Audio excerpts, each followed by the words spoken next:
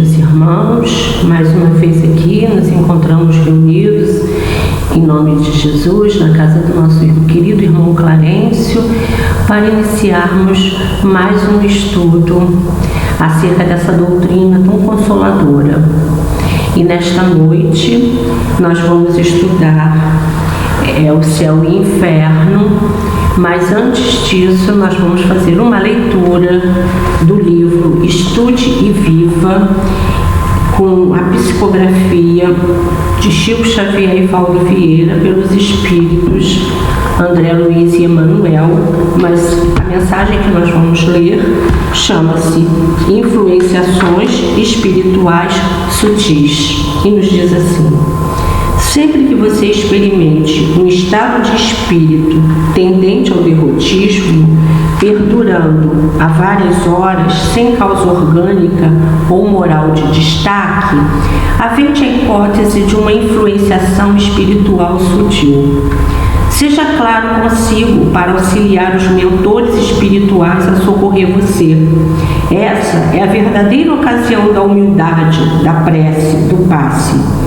Dentre os fatores que mais revelam essa condição da alma, incluem-se dificuldade de concentrar ideias em motivos otimistas, ausência de ambiente íntimo para elevar os sentimentos em oração ou concentrar-se em leitura edificante, indisposição inexplicável, tristeza sem razão aparente e pressentimentos de desastre imediato.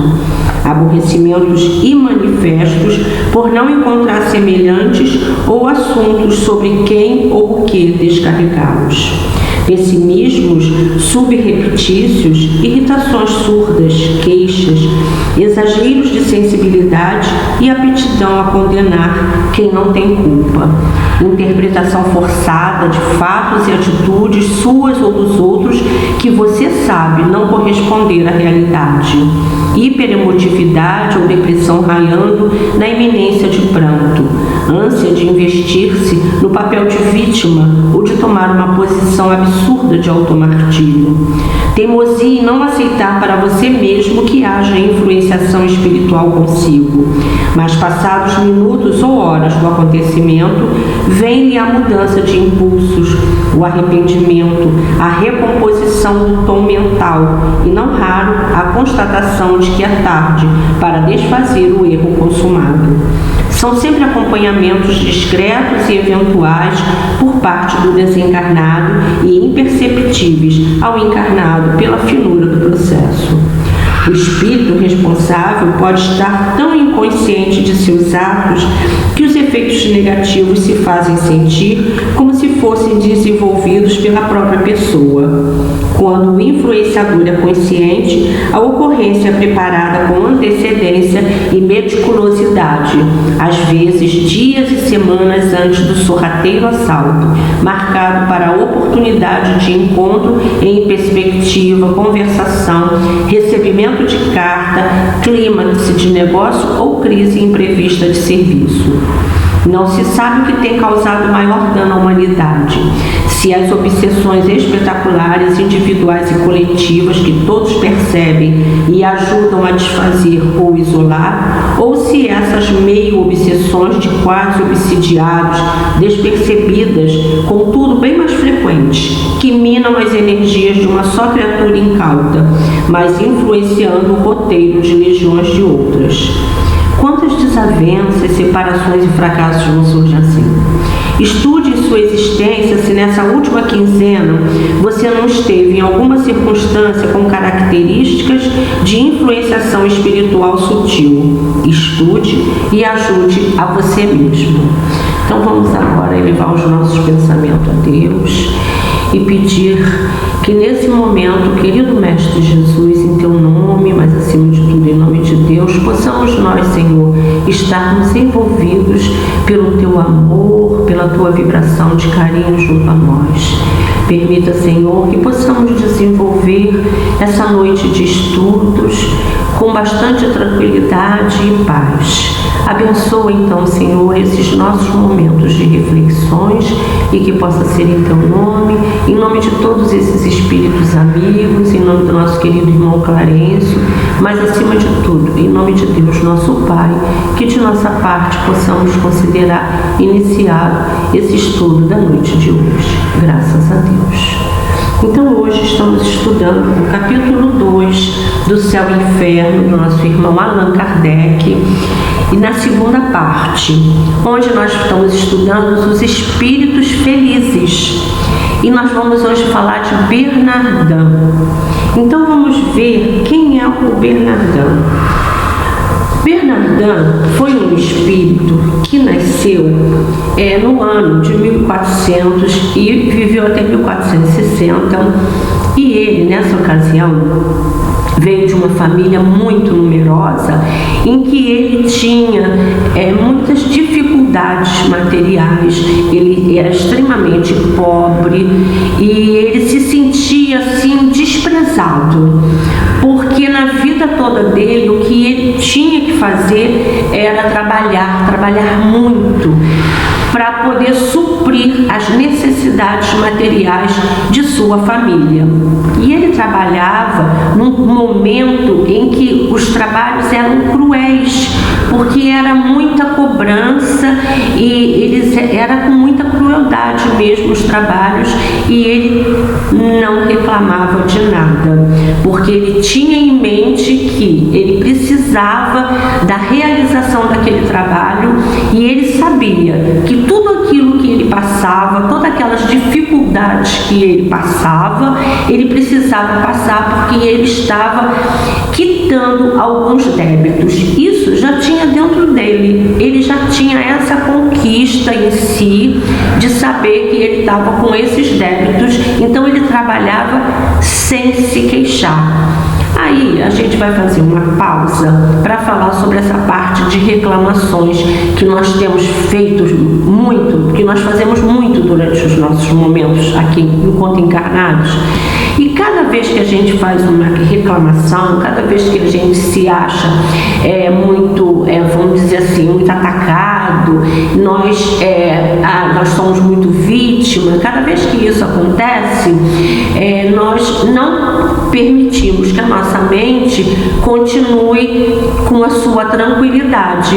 Então ela entra num momento de desequilíbrio momentâneo, porque você está tão absorto nas tuas queixas, nas tuas reclamações, você não percebe que você está impedindo de ser ajudada e que você também está contribuindo para a emanação de formas, pensamentos que vão agrupar junto com outras formas, pensamentos de outras reclamações também, e vão formar aquela nuvem densa na própria psicosfera de reclamações, de sentimentos que não são bons, que não são de acordo, que não vão contribuir para a tua evolução. Então Bernardin tinha noção disso que estava acontecendo. Então ele não reclamava de nada, apesar de todas as situações que aconteciam com sua família. Ele teve muitos problemas com a própria esposa, com as filhas, com os filhos. Todos tiveram situações injustiçadas. Todo esse momento da sua vida, enquanto ele aqui esteve, ele teve muitos momentos de dificuldade. Mas, além dele não reclamar de absolutamente nada, de tudo que acontecia, ele se segurou segurava, ele se mantinha, ele conseguia forças através da prece, porque ele era um homem que tinha muita adoração por Deus, ele amava muito Deus, ele compreendia Deus, ele aceitava e ele pedia muito ajuda a Deus. Então, toda vez que ele se sentia que estava perdendo as forças, que estava perdendo aquela batalha, ele entrava em preces e pedia: meu Deus, me fortaleça para que eu consiga passar por essa situação que tá sendo tão dolorosa para mim. E ali ele recebia aquelas forças todas de volta. Ao receber aquelas forças, ele se sentia pleno de novo, e de novo ele entrava nessa luta, nesse trabalho dele. Mas isso daí também é outro momento de reflexão para nós, que é o momento da prece. Então é assim, aonde que ele tinha a força para poder levar adiante todas aquelas dificuldades que ele teve, porque ele tinha muitas dificuldades, mas ele tinha muito respeito ao Senhor para quem ele trabalhava.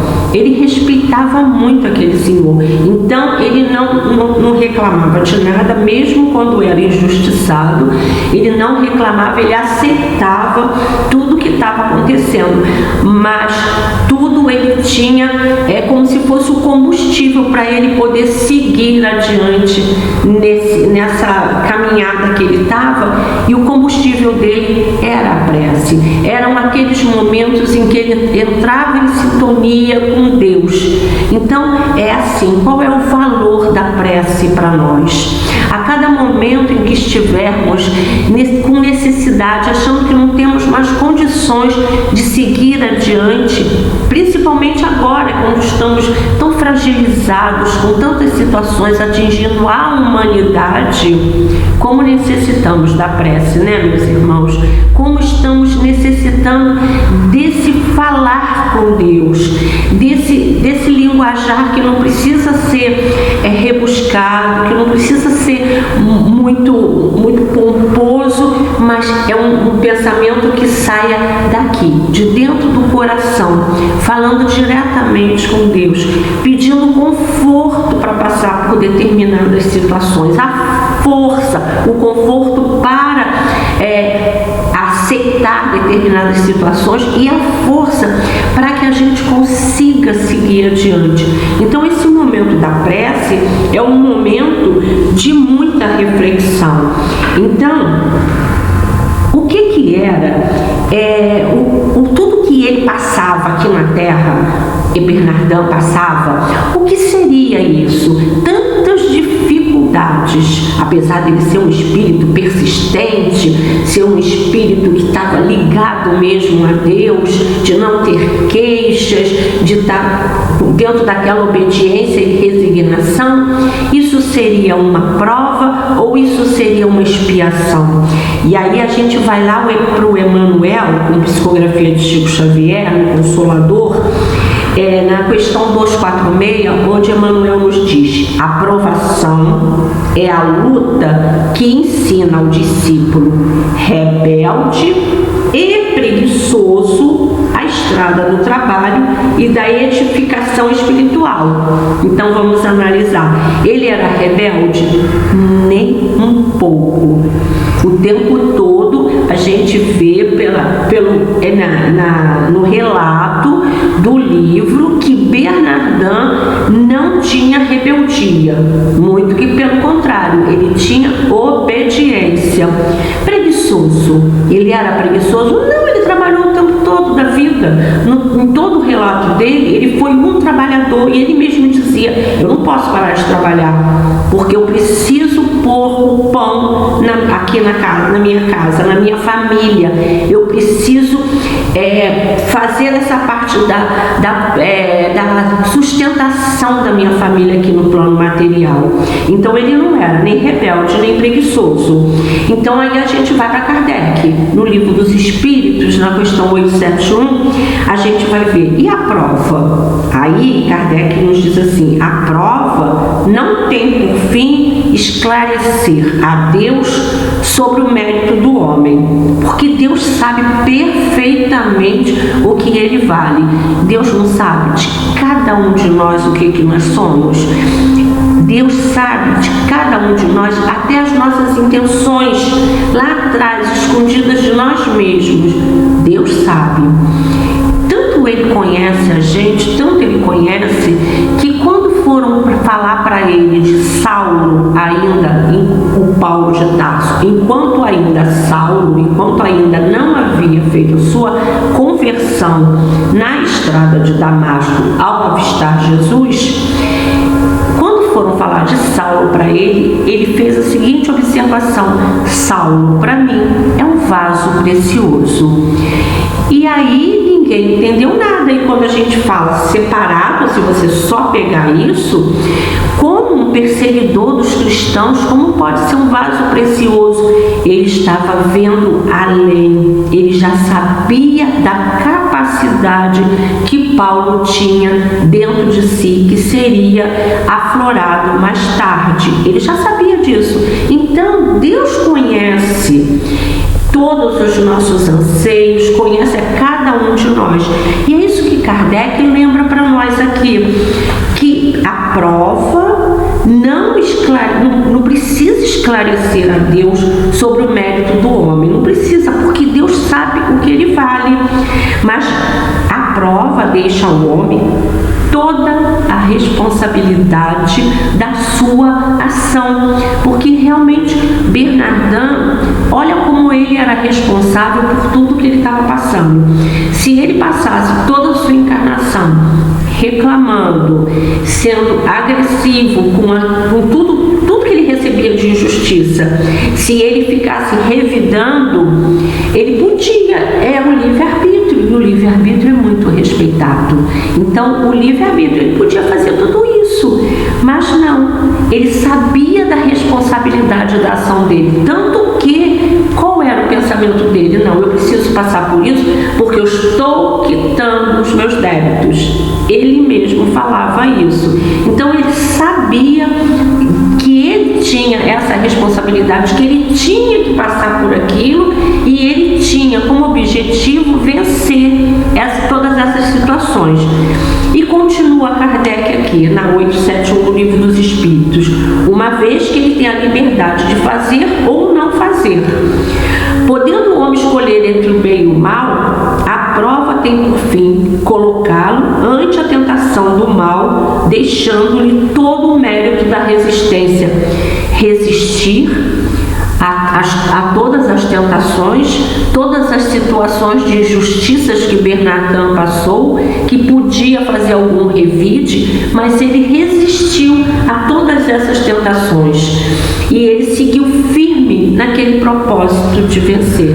Então vocês viram que ele é um vencedor nessa prova que ele estava passando. Então, quando um espírito desse passa por uma situação dessa que ele passou, com toda essa persistência, com toda essa clareza de compreensão de tudo que estava passando, e quando fraquejava, pedia auxílio, e no auxílio certo, com a instrumentação certa, que é a prece, como que esse espírito chega no plano espiritual? Ele chega bem. Ele chega, por isso que foi classificado aqui como espírito feliz, porque ele chega bem. E quando ele chega bem no plano espiritual, ele tem o grande prazer de encontrar aqueles seus queridos que já tinham desencarnado e que lá se encontravam. E isso é uma bênção para ele. Ele se sente extremamente grato por isso. E ele diz que tudo que ele passou aqui, o preço por tudo isso, quando ele chega no plano espiritual, é assim, sobrepõe muito tudo aquilo, se você fizer uma equiparação de o que fez aqui, o que vai recolher aqui, só pelo agradecimento por tudo que ele encontra no plano espiritual. E ele fica muito agradecido, ele se sente extremamente feliz. E aí ele até fala, ele manda uma mensagem. Ele manda uma mensagem dizendo: vocês precisam ter coragem, que foi o que ele teve. Ele teve coragem para enfrentar tudo. Paciência e resignação em todas aquelas tribulações que ele passou durante a sua encarnação. Ele fala isso para nós lá do plano espiritual, porque ele quer, assim como naquele episódio do caminho da vida, da estrada da vida que tem lá em Obras Póstumas, fala, quando você percorre todo aquele caminho e passa por todas as dificuldades e atinge o objetivo final e sai já pronto, já melhor, mais fortalecido, você já tem preparo para poder auxiliar aqueles que estão vindo. Então você já consegue passar mensagens para eles de otimismo, de auxílio, de incentivo, para que eles também alcancem um objetivo desse feliz de chegar ao plano espiritual. E foi o que ele fez quando ele falou isso: a coragem, a paciência e a resignação. E aí perguntaram para ele assim: mas Bernardin, você agora se encontra no plano espiritual e você viveu em 1400 até 1460. Você não teve outra encarnação nesse momento, nesse período? E ele fala: sim, tive uma outra encarnação em que eu fui um missionário da fé. Mas eu não fui um missionário da fé dos homens, eu fui um missionário da fé de Deus, ou seja, daquela fé pura, não é daquela fé que é trabalhada com aqueles sentimentos negativos do homem, com os interesses do homem. Não é essa fé dos interesses mesclados aí, mas é aquela fé pura de Deus, que você realmente é aquilo que você acredita, mas acredita com firmeza de pensamentos, com os pensamentos, sentimentos puros. E por que ele foi missionário? Olha, ele preparou a maleta dele para poder ir para o plano. Quando ele chegou no plano espiritual, ele já tinha o preparo para poder ter uma outra encarnação como missionário, ou seja, para auxiliar as pessoas. Ele relata essa outra reencarnação. Mas aí perguntam para ele: tá, e agora? Agora o que você faz no plano espiritual? Isso perguntam quando? 1862, que é quando se dá essa mensagem que ele vem falando, que foi lá em Bordeaux em abril de 1862. Aí fala assim: e agora no plano espiritual? Você não faz nada? Porque já é um espírito feliz, fica tranquilo, agora sem nenhuma atividade? Ele falou: mas como? Como? Nunca, nós não ficamos sem fazer nada, nunca somos ociosos. Isso para nós seria muito ruim. Eu trabalho, hoje eu trabalho auxiliando as casas espíritas nas suas orientações, e ao mesmo tempo que eu oriento as casas espíritas, eu também trabalho para tentar conter aqueles pensamentos ruins que vêm dos espíritos maus, para poder fazer algum ataque para essa casa espírita. E naquele tempo, 1862, estavam aflorando essas casas espíritas todas, iniciando, e ele já foi trabalhar nesse controle, nesse equilíbrio das casas, nesse saneamento. Aí a gente volta lá atrás, quando a gente estava falando dos pensamentos, quando a gente estava falando das reclamações que interferem tanto nos nossos pensamentos. Olha aí o trabalho dele, que é o trabalho justamente de manter esse equilíbrio, afastando esses pensamentos. Então, esses pensamentos que não são de acordo com as leis de Deus, são os pensamentos que projetam, emitem formas de pensamento, né? E que vão contribuir para o lado negativo, para o lado em que vai haver a formação daquela psicosfera pesada e que vai atrapalhar, desequilibrar todo aquele trabalho da casa espírita. Então a gente vê que Bernardin já foi um espírito em que veio evoluindo. Lá em 1400 ele já tinha todo esse equilíbrio dentro dele, e depois ele veio como missionário, ou seja, você vai formatando a tua bagagem. Então, assim, a gente vai melhorando a cada encarnação, a gente vem melhorando, e cada vez a gente fica mais fortalecido. E quando a gente vai se preparando com todas essas tribulações que a gente vai passando, mas com a ajuda também da prece, quando a gente vai se preparando e vai se fortalecendo, a nossa bagagem vai ficando mais carregada de coisas boas. E aí, o que acontece? Nós vamos começar a ter trabalhos significativos no bem, porque a gente já vai ter dentro da gente o cabedal de informações suficiente para poder fazer essa contribuição no bem. E é isso que aconteceu com o nosso querido irmão Bernardin. Eu vou fazer uma pequena leitura aqui. Eu vou lá no Kardec de novo, no Evangelho segundo o Espiritismo, no seu capítulo 24, no seu item 19, e vou ler o seguinte: rejubilai-vos, diz Jesus, quando os homens vos odiarem e perseguirem por minha causa, visto que sereis recompensados no céu. Podem traduzir-se assim essas verdades: considerai-vos ditosos quando haja homens que pela sua má vontade para convosco, e aí a gente lembra daquilo que ele passava na vida dele, vos deem ocasião de provar a sinceridade da vossa fé. E aí ele não tinha oportunidade de demonstrar a fé dele, porquanto o mal que vos façam redundará em proveito vosso. Lamentai-lhes a cegueira, porém não maldigais. Depois acrescenta: tome a sua cruz aquele que me quiser seguir, isto é, suporte corajosamente as tribulações que sua fé lhe acarretar, dado que aquele que quiser salvar a vida e seus bens, renunciando-me a mim, perderá as vantagens do reino do céu. Enquanto que os que tudo houverem perdido neste mundo, mesmo a vida, para que a verdade triunfe, receberão na vida futura o prêmio da coragem, da perseverança e da abnegação de que deram prova. Mas aos que sacrificam os bens celestes aos gozos terrestres, Deus dirá: já recebestes a vossa recompensa.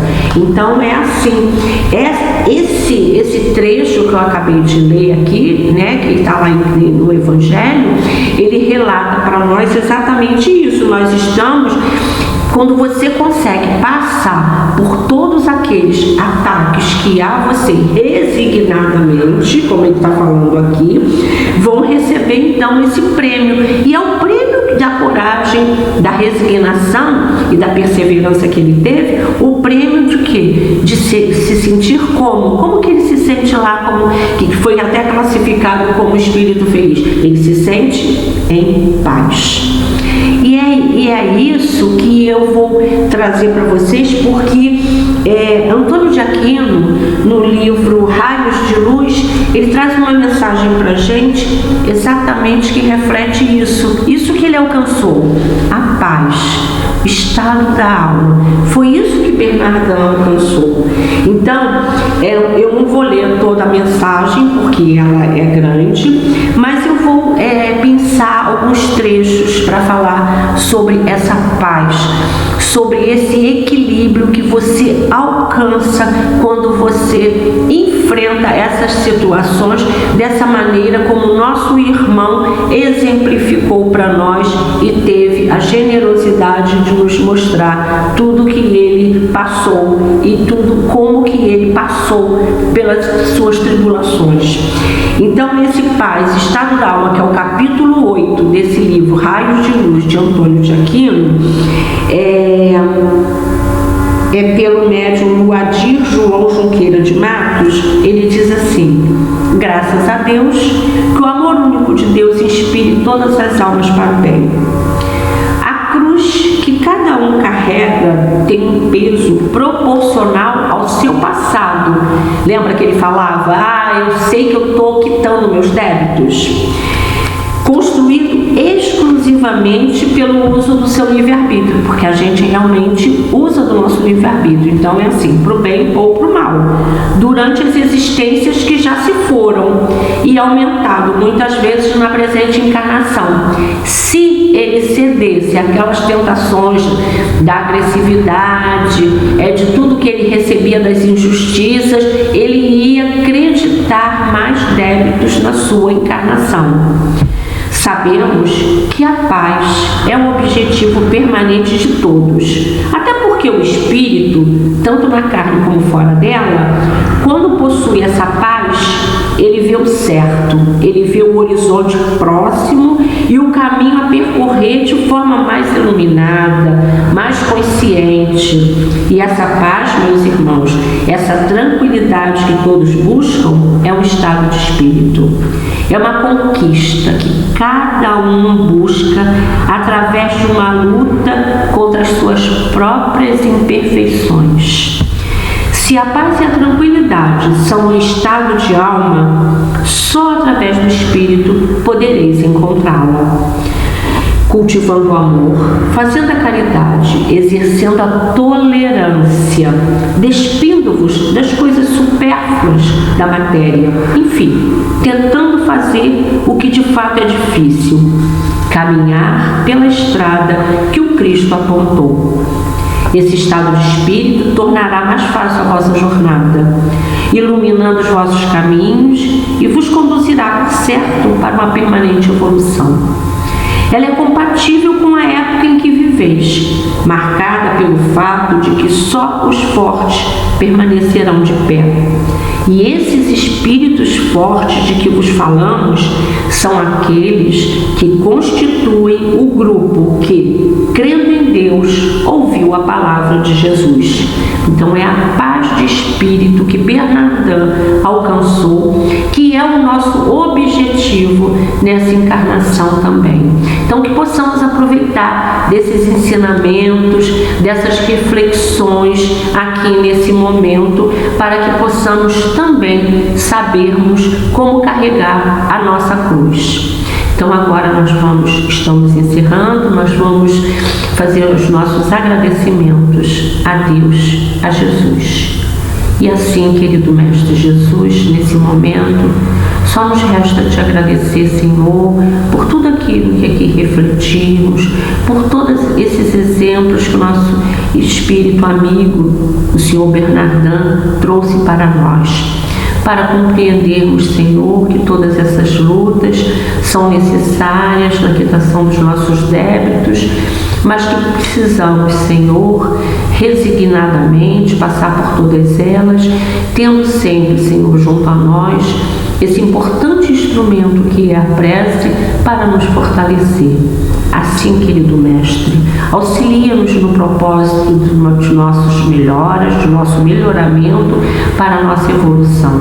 Auxilia-nos nessa compreensão para que possamos, Senhor, trilharmos esse nosso caminho evolutivo com mais paz, com mais tranquilidade.